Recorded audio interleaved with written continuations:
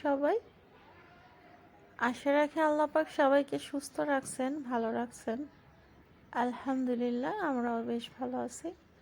তো কাছে দূরে যে যেখান থেকেই আমার এই ভিডিওগুলো দেখে থাকেন, আপনাদের সবাইকে অসংখ্য অসংখ্য ধন্যবাদ জানাই।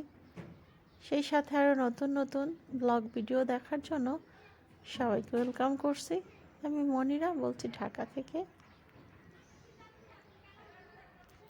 তো এখন হচ্ছে কি, কিছুদিন যাবৎ হচ্ছে আমার ভিডিওগুলো আমি শুরু করছি সন্ধ্যার পর থেকেই, কারণ যেহেতু ছোট বাবুকে নিয়ে আমি একাই বাসায় থাকি, তো ও মাত্র হাঁটা শিখছে, একটু একটু করে এক দু পা করে আর কি হাঁটতে পারে এখন। মানে এখন বেশ ভালোই আর কি, মানে অনেকটাই যেতে পারে, 1-2 মিনিট করে হাঁটতে পারে। তো দেখা যায় যে এটা ফেলে দেয় ওটা ফেলে দেয়। তো রান্না করতে গেলে, যেহেতু আমার চুলাটা হচ্ছে একটু নিচু, মানে বসে রান্না করা যায় এরকম আর কি, উঁচুতে না, তো নিচেই আর কি জিনিসপত্র অনেকটাই ফ্লোরে বসেই রান্না করতে হয়, তো রাখতে হয় যেহেতু, এই জন্য ওকে নিয়ে কোনোভাবেই রান্না করা আর কি পসিবল না। তো এই জন্যই আর কি আমি সারাদিন ওয়েট করি, যখন একটু ঘুমাই তখন বাসার অন্য অন্য কাজগুলো সেরে নেই, আর যখন দেখি যে বেশি ঘুমায় তখন হয়তো একটু রান্না করি। আর ম্যাক্সিমাম দিন হয় কি, আমি সবসময় ওয়েট করি ওর আব্বুর জন্য, যে উনি যখন সন্ধ্যার পরে অফিস থেকে আসেন তখনই আর কি বাবুকে ওনার কাছে দিয়ে তারপরে আর কি রান্নাটা করি। তো দেখা যাচ্ছে রাত্রে রান্না করে রাখলে পরের দিন আমি খেতে পারি, সারাদিন ওই রান্নাটা দিয়ে আর কি চালাই দিই। তারপরে আবার পরের দিন যখন উনি সন্ধ্যার সময় বাসায় আসে তখন আর কি দেখা যাচ্ছে যে রান্নাটা করি। আর দিনের বেলাতে যখন বাবু একটু ঘুমায় ওই টাইমটাতে অন্য অন্য যে কাজগুলো থাকে সেটাই আর কি সেরে নিই। তো যাই হোক, ভিডিও রিলেটিভ কোনো কথাই আর কি বলছি না। তো আমার হাজব্যান্ড ও আবার আর কি এই যে খেসারির শাকটা ভাজি আর পুঁটি মাছ ভাজিটা খুবই পছন্দ করে, তো এই জন্য আর কি খেসারির শাকটা এখান থেকে কিনে নিয়ে আসছে। আর দেশ থেকে আসার সময় আমি বেশ কিছু পুঁটি মাছ, দেশের পুঁটি মাছ আর কি নিয়ে আসা হয়েছিল বিলের, তো ওটাই আর কি এখানে ভেজে নিয়েছি। আর কিছু শুকনা মরিচ ভাজা হয়েছে, আর হচ্ছে এখানে শাকটা ভাজি করে নিয়েছি। তো এটা দিলে নাকি আর কোনো কিছু লাগবে না তার, এটা দিয়ে তার খাওয়া শেষ হয়ে যাবে। এমনিতেই ওনার খাওয়া দাওয়া হচ্ছে একটু শাক সবজি, আমরা যেমন একটু সবজির পরিমাণটা একটু বেশি খাই, উনি আর কি যে কোনো তরকারি আর কি একটু কমই খায়, তারপরে এতটুকুই নাকি শেষ। তো তার খাওয়া আর কি হয়ে গেছে, রাত্রের খাওয়া দাওয়া শেষ। তো আমি যেহেতু একটু ডায়েট করতেছি, তো এইখানে আর কি আমি একটি ডেটক্স ওয়াটার তৈরি করব।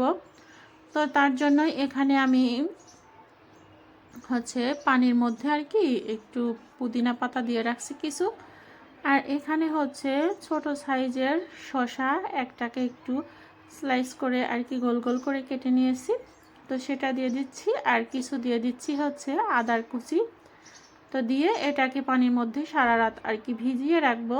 তো সারা রাত ভিজিয়ে রাখলে এটা থেকে দেখা যায় যে যেমন একটা কষ বের হয়।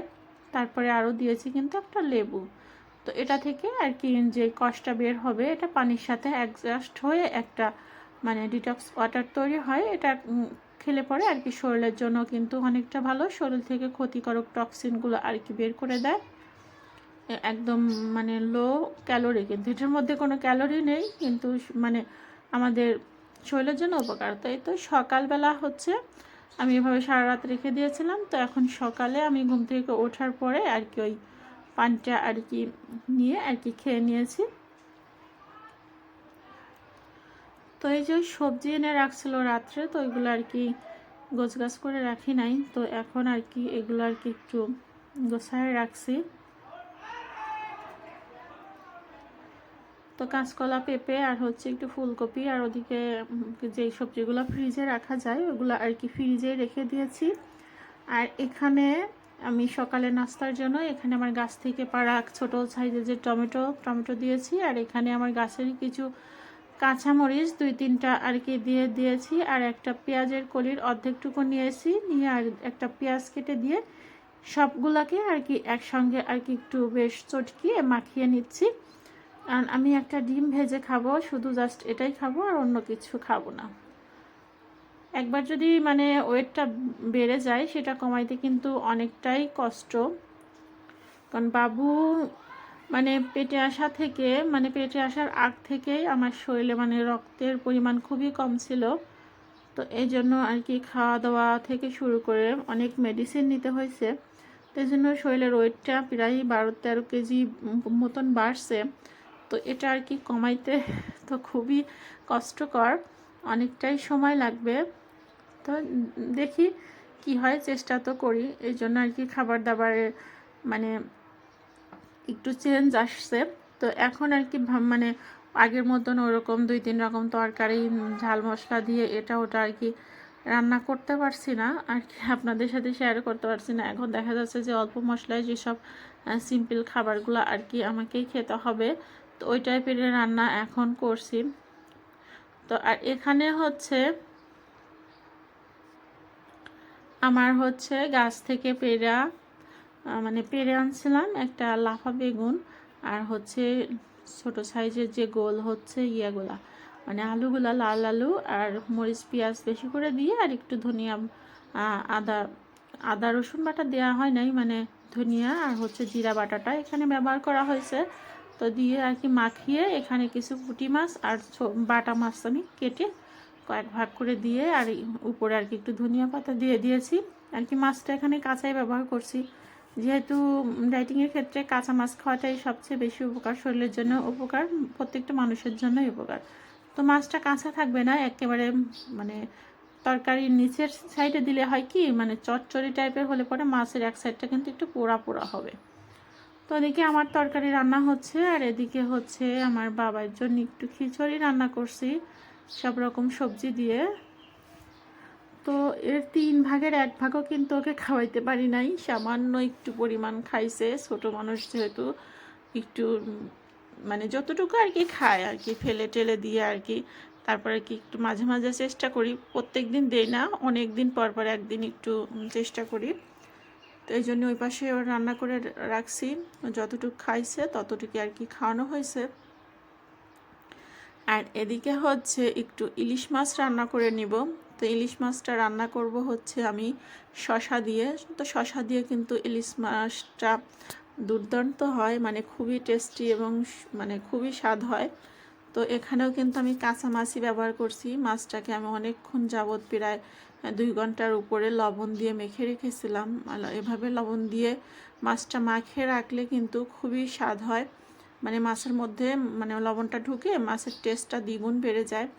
আর এখানে হচ্ছে একটু মরিচ, পেঁয়াজ আর হচ্ছে আরও মানে জিরা বাটা, ধনিয়া বাটা, লবণ, হলুদ আর হচ্ছে কিছু কাঁচামরিচ ফালি দিয়ে আর কি আমি মশলা তৈরি করে আর কি এটার সাথে শসার সাথে কষায় নিচ্ছি। নিয়ে এখন মাছগুলাকে দিয়েও একটু কষায় নিচ্ছি, নিয়ে সামান্য একটু পানি দিয়ে হালকা একটু বলক উঠায় আর কি নামায় নিব। যেহেতু শসা নরম সবজি, এটা বেশি সিদ্ধ করার কিন্তু কোনো প্রয়োজন নাই। তো এটা কিন্তু খুব দ্রুতই আর কি রান্না হয়। তো এই জন্যই আর কি অল্প পানি দিয়ে তাড়াতাড়ি আর কি নামায় নিলে মানে তরকারির টেস্ট আর কি ভালো থাকে।